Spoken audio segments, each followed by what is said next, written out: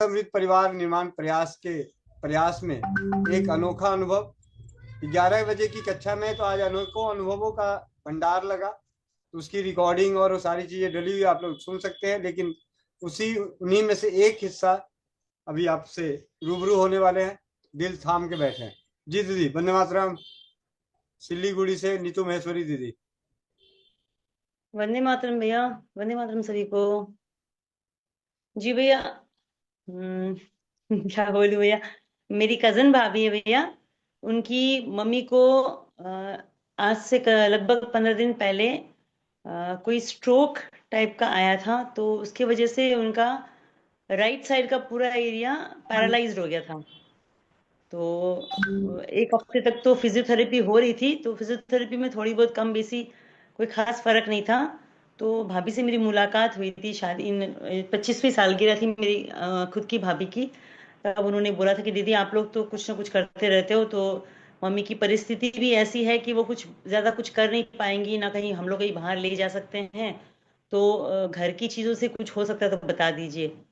तो अपना तो ट्रम्प कार्ड ही समझ लीजिए, अपने धातु श्रावित जल, जो सभी बीमारियों में अभी अच्छे अच्छे परिणाम दिए जा रहे हैं। तो मैंने सबसे पहले उनको वही बताया कि तू पहले सबसे पहले भाई भाभी ये शुरू कर दो। फिर अपना पैरालिसिस के लिए भैया को मैंने पूछा था, होम्योपैथिक दवाई वगैरह में कुछ दे सकते हैं तो, और घर की दवाई कुछ और भी कुछ कर सकते हैं तो भैया ने बताया।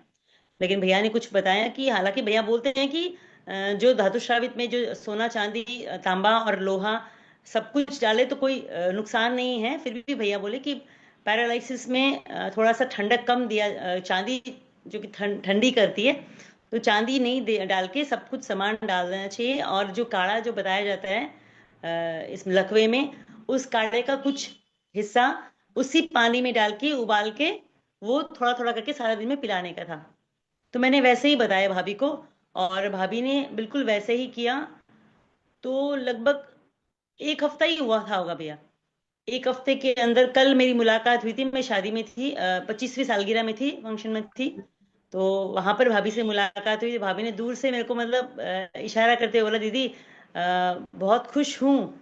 मेरी मम्मी का, उनकी मम्मी का पैरालाइज के चक्कर में चेहरा पूरा टेढ़ा हो चुका था, पूरा टेढ़ा हो चुका था। वो फिजियोथेरेपी मालिश वाली से भी उनका मतलब कुछ फर्क नहीं पड़ रहा था। लेकिन हफ्ते 10 दिन के धातु श्रावित जल से कल मेरे को भाभी बोली कि दीदी मेरी मम्मी बिल्कुल ठीक हो गई है, चेहरा एकदम सीधा हो गया है, एकदम नॉर्मल हो गई, और बहुत खुश थी, आंखों में आंसू थे उसके। और मैं तो खुद गंभीर हो गई थी, और मैं इतना ही बोली, भाभी इतनी बड़ी खुशखबरी मेरे को दियो, मेरे लिए तो ये मतलब मेरे जीवन का सबसे पहला एक्सपीरियंस है। ऐसा फीडबैक किसी ने मेरे को दिया है, क्योंकि जल्दी से भैया को मैं कोई फीडबैक दे नहीं पाती हूँ। तो आज मतलब मैं वहां से आने के बाद भी मेरे को खुद को विश्वास नहीं हो रहा था कि सच में ऐसा हुआ है।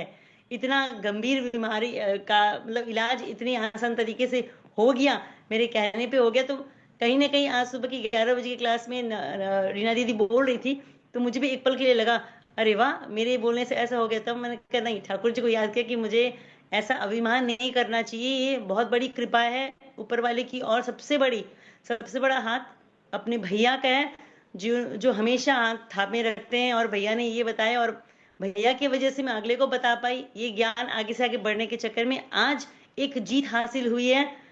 वो अच्छे खास अब आज बहुत सही है उनकी माता जी।